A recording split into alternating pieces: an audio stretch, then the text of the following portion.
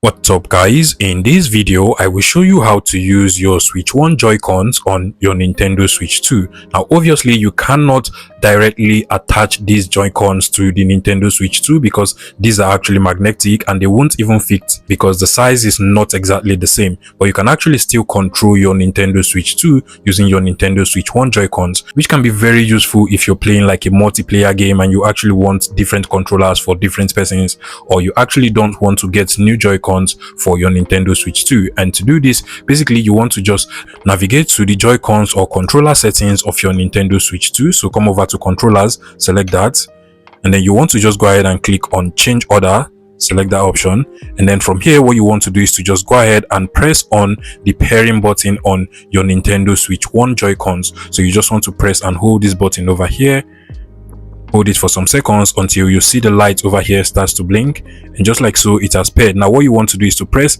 and hold the XL and the XR buttons over here, so just spam both of them, and just like so we have now successfully paired this Joy-Con. Now to do the same thing for the other Joy-Con, you just want to go ahead and press and hold the pairing button. The same thing, you want to go ahead and press and hold the XL and the XR button over here, just press together.